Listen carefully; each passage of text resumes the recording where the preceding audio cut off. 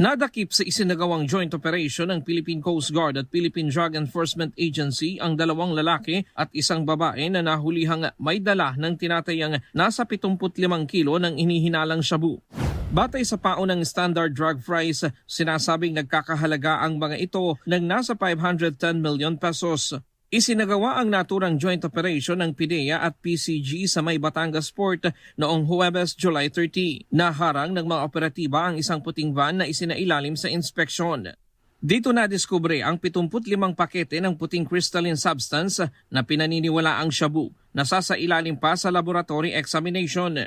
So nakatanggap tayo ng intelligence information na merong isang puting van na sakay ng isang barko na galing sa Katiklan, Aklan. Ang bababa sa Ramp 2 ng Batangas Port na accordingly ay merong lula ng mga illegal drugs. Kaya ating inactivate yung ating law enforcement team kasama ang PIDEA at naglagay rin tayo ng ating Coast Guard K9 dogs sa may Ramp 2. Ang mga naarestong individual ay pawang mga residente ng Barangay Talon-Talon sa Zamboanga City.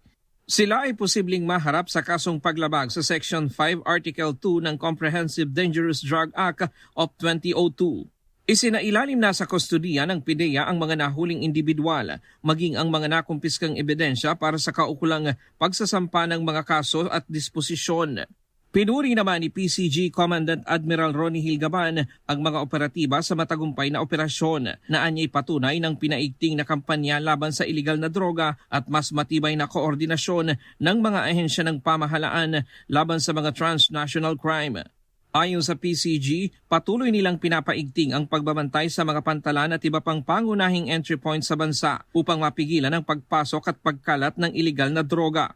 Well, Ryan, malaki talaga ang posibilidad na ginagamit ang mga barko sa paghahatid sa mga illegal na droga. Kaya ngayon talaga pinapaigting natin yung ating pagkasagawa ng mga pre-departure inspection, kasama yung ating coordination with other law enforcement agencies para talagang makat itong ganitong mga pagka-transport ng mga illegal na mga droga, even yung mga contraband sa ating mga barko. Hindi tayo nagtataka na posibleng gamitin itong mga ganitong mga ways na para magsakay ng mga illegal na mga kalakal o mga droga.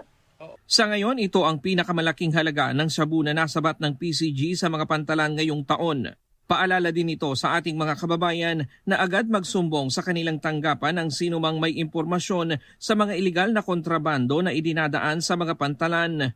Sa ating mga kababayan ay i-report din po sa Philippine Coast Guard kung meron po kayo nakikita na mga bagay o mga sitwasyon na magko-compromise sa ating safety and security. So again, andito po ang Philippine Coast Guard para siguraduhin po ang security ng ating bansa.